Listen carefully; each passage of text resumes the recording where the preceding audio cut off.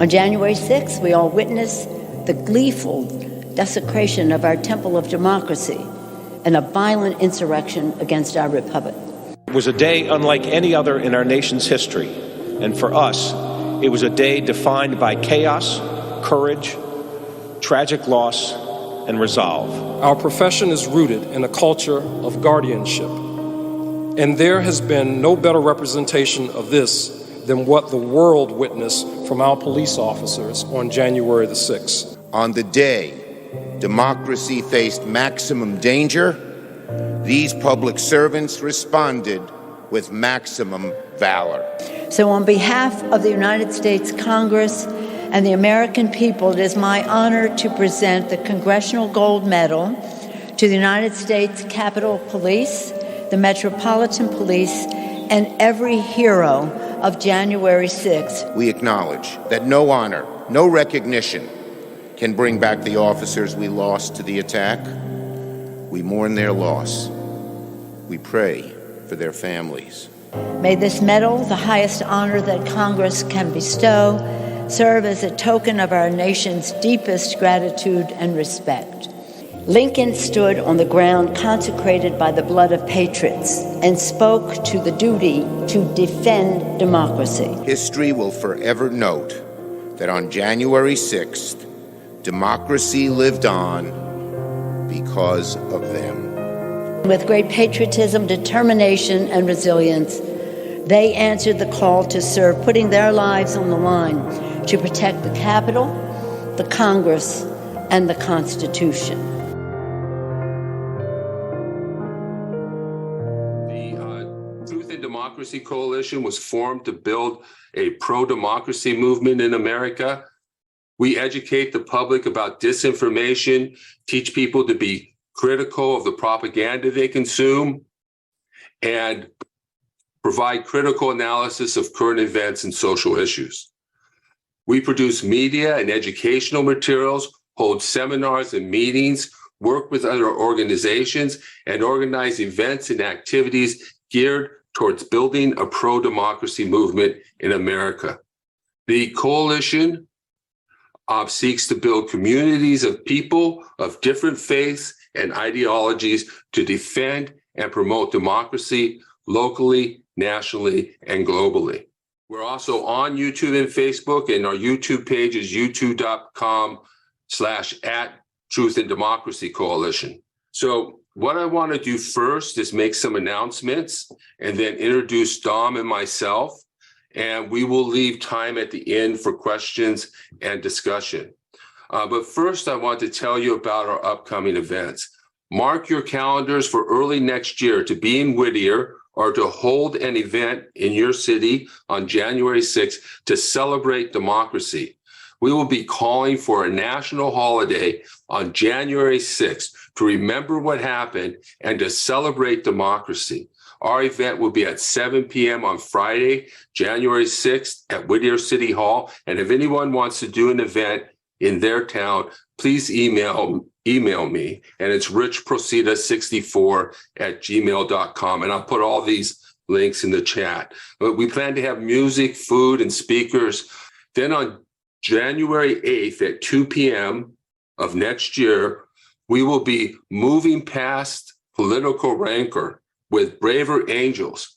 They will tell us their techniques for depolarizing discussions about social and cultural issues.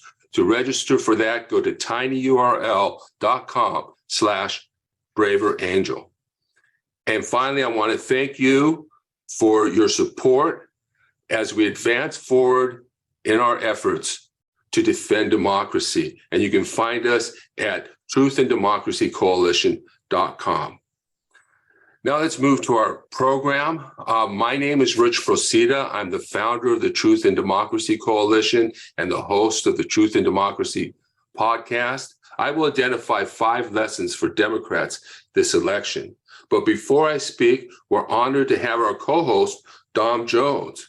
She's a community leader, business owner, TV personality, and co-founder and chief creative officer of Democracy, an organization that helps young women run for office. She works to build unity and love among neighbors and to free our nation from division and strife. So welcome, Dom Jones. You ready, Dom? I am. Hello, everyone. I'm so excited to be here with everyone once again. Some of you I've been here with before, and others I'm just now getting to know. I know many of you all did so much in this election. You walked and you knocked on doors. You got others to vote, of your friends or your family. And I just want to stop before I continue to take a moment and say thank you. I myself, as an activist, I call myself a peace activist. Peace, P-E-A-C-E. And you might feel like, well, what does that mean? Well, that means this, that no matter the political divide, we seek to find peace. As far as it depends upon us to be peaceable with all men and women. Now, does that mean that we don't fight for justice and fight what is right, for equality, equity, and parity, to do the right things that make our country stand as a noble beacon to the world? Absolutely, it means that we don't ignore that. But it also means that we realize that unity and coming together, every single nation in the history of humanity has had an inflection point where they have had to stop and have someone rise to the top, remind us that we are humans first, not Republicans or Democrats. Were you born a Republican? Were you born a Democrat? Was that your title? Absolutely not. You were born as a human being. So I am here to allow us to remember that we're humans and we all want the same things. Go ahead and unmute yourself, Rich. Your presentations are always so positive and wonderful, and mine may be more controversial, but I think that's one reason why people come, because we say things that they're not going to hear elsewhere. And we do need to be critical and aware and be open to different points of views. And this program, we are open to different points of views. We're not just telling you people what they want to hear. We're telling them what we think is going on and giving an honest analysis. So thank you so much, Dom. Americans rejected extremism this election. Voters rejected MAGA Republicans, election deniers, and former President Donald Trump. The election was not a wholesale rejection of the Republican Party or a ringing endorsement of the Democratic Party. Same Republicans won, and Florida, Texas, and large swaths of the country remain deep red. And America is still deeply divided. Just as Trump doesn't have to reach the majority of Americans to take over the Republican Party, foreign agents, grifters, and other propagandists needn't appeal to the majority of Americans to make money, spread lies, and build movements. Whether their propaganda alienates Americans doesn't matter as long as they can raise money and build a following. What I want to do is I want to play a short excerpt from an interview of Fiona Hill. It's very, very short. Putin, sadly, has got all of our political class, every single one of us, including the media, exactly where he wants us. He's got us feeling vulnerable, he's got us feeling on edge, and he's got us questioning the legitimacy of our own systems. But how much of our polarization, of the fact that we are heads butting in this country, how much of that came from the Russians? Well, certainly in 2016, a lot of it did, but they don't invent the divisions. The Russians didn't invent partisan divides. The Russians haven't invented racism in the United States, but the Russians understand a lot of those divisions and they understand how to exploit them. Do you think we're in a second Cold War? I don't think that we're in a second Cold War. The one thing that people need to bear in mind is that the Russian military still has the capacity to wipe out the United States through a nuclear strike. But there is no ideological struggle. The Cold War were two systems against each other. In a sense, we're in the same system. We're competitors. So what I want to take away from that video, and I'm not sure that I would agree with her that there isn't an ideological struggle here. I think that struggle is between authoritarianism and democracy. But what I want you to take away is that Putin can manipulate us. Intelligence agencies tell us that Russia and other foreign nations are interfering in our elections and disseminating propaganda. While Putin didn't invent hatred and bigotry, he can use them to exacerbate our divisions and influence our attitudes. And Putin isn't the only one who's spreading divisive propaganda. So let's define propaganda, because I think that's important. Propaganda is any material disseminated to the public to influence opinions, beliefs, or attitudes of groups of people. Synonyms for propaganda are messaging, narrative, advertising, public relations. Everyone uses propaganda. We are all steeped in it all the time. According to French philosopher Jacques Ellul, propaganda is everything we use to make sense of our chaotic world. Now, I just returned from the American Academy of Religion and the Society of Biblical Literature annual meeting in Denver, Colorado, and I attended a number of discussions on Christian nationalism and neoliberalism. I even went to one presentation of papers on neoliberal spirituality. The people who attend the annual meeting are all professors and PhD candidates, and these are people near the top of the propaganda machine, not the top, but near the top. They are the intellectual leaders whose major business is publishing textbooks. Putin and other propagandists take these ideas and use them against us. A well-known fact cited by Fiona Hill in her new book is that Putin is paying people to interfere in our elections. Some organizations and activists on both the right and the left are being funded by sources like Vladimir Putin, and other politicians and propagandists are using these same narratives for their own purposes. There are others who are simply under the influence of propaganda, including people in the academy. Academia is not devoid of extremism, and propagandists, including organizations and activist groups, all use similar messaging to raise money and build movement. So we often think of propaganda as extremist or false. This is all background information that you need. But propaganda is not limited to conspiracy theories and the dark web. It is instead the overarching narrative where we are being sold.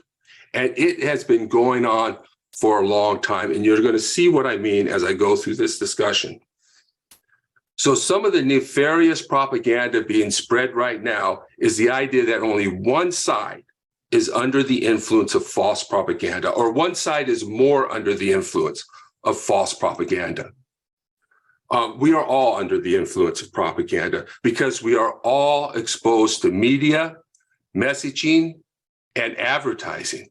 And the highest levels, propagandists create overarching narratives that frame our worldview. And that's why it's important to be critical of the information we consume, because propaganda makes people stop thinking as if the only thing that matters is what side you're on.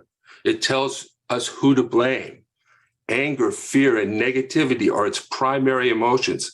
There are things to fear, of course, but propaganda exacerbates these fears and instills negative attitudes in us towards people, groups of people. So propaganda is more about attitudes than facts.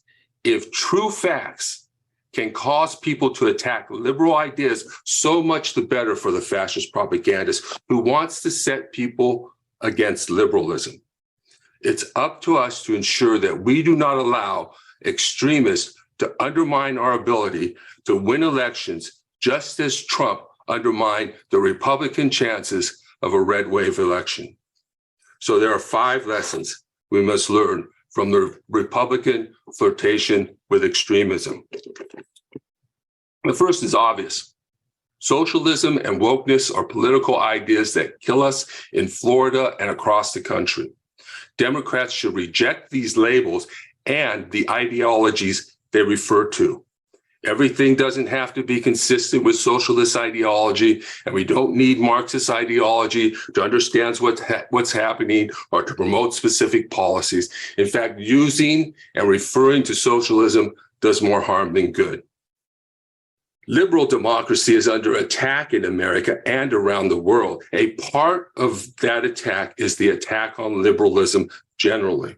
Not only do we misuse negative labels like neoliberalism against Democratic candidates for office, there are forces on the left working to undermine our democratic institutions. That some people are aware of it, what they're doing, others are not.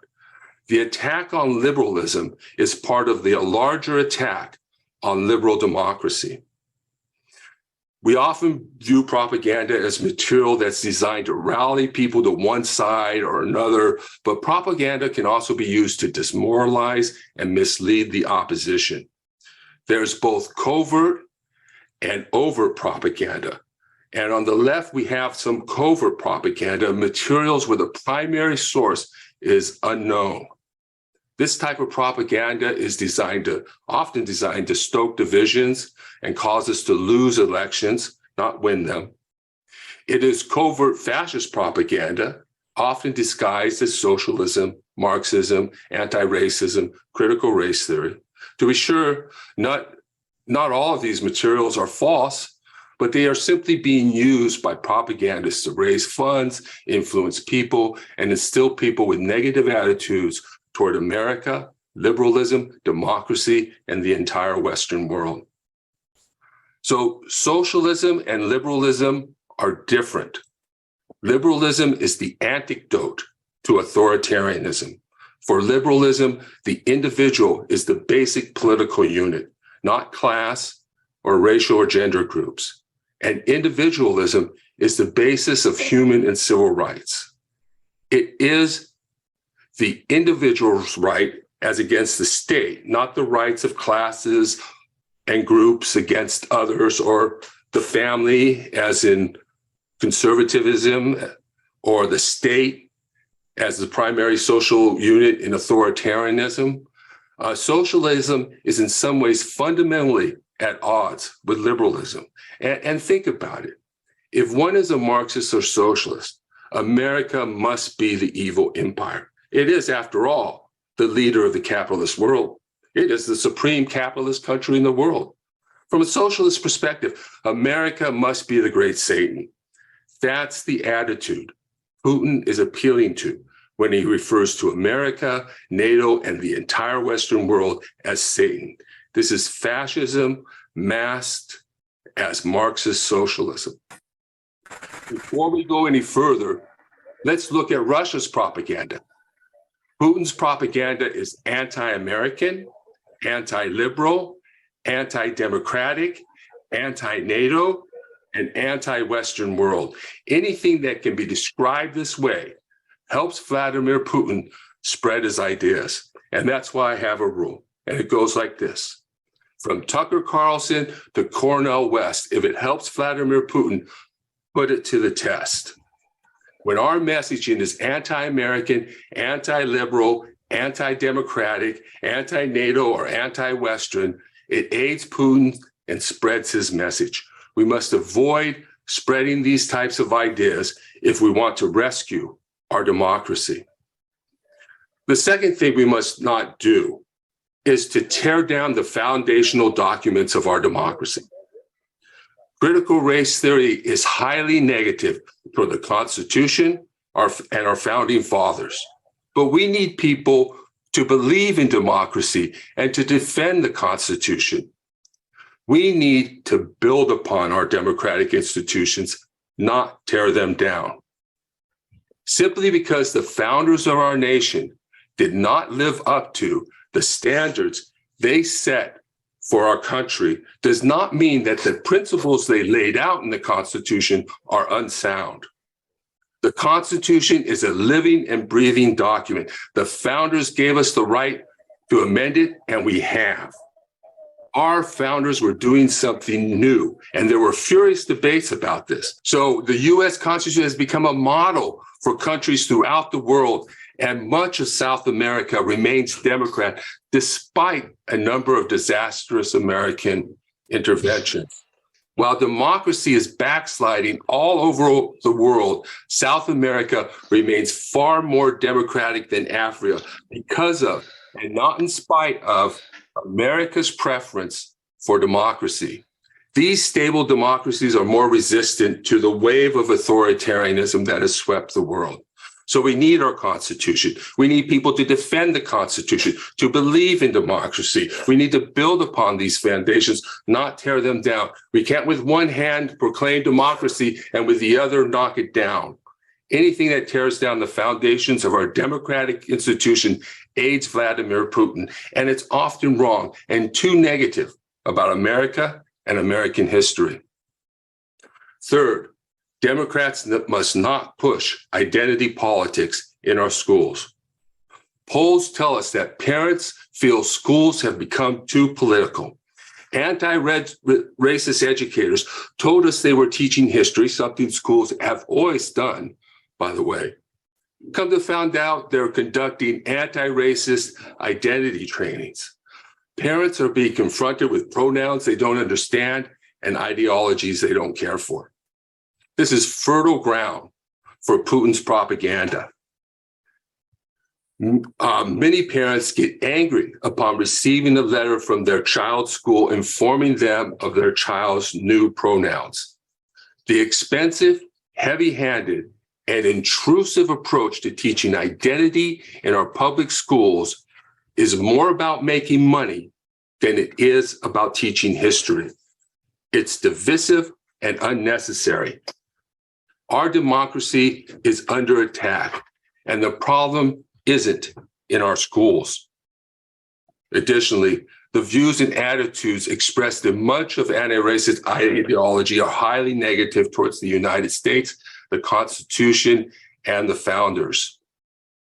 That these criticisms are at least in part true is even better for Putin. These criticisms are being used to set Americans against their own democratic institutions. Our schools should teach individual rights protected by our Constitution, rather than encouraging young people to identify primarily as by class, race, or gender identity. Now, I went to the American Academy of Religion meetings last week, attended a number of panels on Christian nationalism. I was happy that my questions and comments were well received at the meeting, and I made this point. If we, meaning leftists and Democrats, fall into the trap of putting Christianity on the ballot in a way that asks Americans to vote against Christianity, we will lose. And we will lose more Latino voters. So the fourth lesson is that Democrats must not put Christianity on the ballot. Discussions of Christian nationalism are often overbroad and quickly devolve into critiques of all of Christianity. Is any Christian whose faith informs their politics a Christian nationalism? So I told one panel that we need to stop talking about the history of Black social justice and civil rights preaching as the exception to the rule, and instead make it the rule. I called for them to preach justice from their scriptures. If we believe that Christian nationalists are wrong about the Bible and Christianity, we must teach the proper way to interpret scripture rather than focus on the negative and highly problematic political label, Christian Nazi. Christian nationalist really isn't that far from saying Christian Nazi. It's really not. It's not just Latino immigrants who are Christians. It's Filipinos and Asians, and as well as African, and both South and Central Americans are Christians. The great majority of immigrants coming into this country are Christian. We really have to think about what we are doing and not fall into the traps propaganda set for us. Dr. Philip Gorski, co-author of The Flag and the Cross, White Christian Nationalism and the Threat to American Democracy, spoke at the meeting, and he agreed that we can't just be critical all the time. We will not win if all we are is critical of America's institutions and Christianity. The threat of Christian nationalism appeals to those who already hold negative attitudes towards Christianity. It may be able to pack lecture halls and fill Zoom meetings, but it can't win elections. Christian nationalism can get some people's blood boiling, but Democrats risk alienating Americans and immigrants when they appeal to anti-Christian sentiment and call Christians Nazis. If liberals think Christian nationalists are wrong, they should preach social justice and not simply use demonizing labels. So Democrats should take a more positive approach. In these days of extremism and division, we must all teach moderation. Christians should preach the correct interpretation of Scripture, not simply condemn Christian nationalists. Furthermore, Democrats should not push divisive narratives. We should get comfortable with the use of Scripture to support our positions and not be offended by it. This is how we can reach out to all Americans and to incoming immigrant communities at the same time. Finally, Democrats must not aid and abet fascist dictators like Vladimir Putin. Some on the left has sided with Putin, spread his propaganda, and called for an end to military aid for Ukraine. Few scholars think we should deprive Ukraine of the ability to defend itself. We cannot defend democracy at home and be unwilling to defend it abroad. We cannot proclaim democracy with one hand and then kill it with the other. That's a recipe for disaster. I think most Americans realize that we need to defend democracy. Dictators are undermining democracy around the world. Western democracies cannot stand by and simply allow authoritarian nations to violate territorial boundaries and sovereign rights of free nations and the human rights of their citizens. If we do not promote and defend democracy around the world, the best we can hope for is to be the last to fall. Like our Constitution, democracy and human rights are worth fighting for. So there's been a global decline of democracy. A wave of authoritarianism has swept the world after the Arab Spring. American democracy is under attack by forces both foreign and domestic. The main lever of this attack is extremism and division and the chaos they cause. Democrats must avoid being trapped into negative and divisive attacks, especially those that undermine the very foundations of democracy and instill negative attitudes about America and Christianity. This isn't about apportioning blame. It's about moving forward. If Democrats can avoid these 5 propaganda pitfalls, we may be able to attract the majority of Americans to our democratic ideals. But if Democrats promote Marxist ideology, attack our Constitution, push identity politics in our schools, call Christians Nazis, and support dictators, they will and should be voted out of office. We're supposed to protect our country, support our Constitution, and protect our Constitution. The former president, Donald Trump, and a current candidate to return as leader of the free world just called for the termination of the Constitution to overturn the 2020 election. Virtually every word of that statement is wrong, crazy, and dangerous. Seriously, the centerpiece of American democracy. But I mean, it does underline once again his hostility to American way of life and democracy in this country.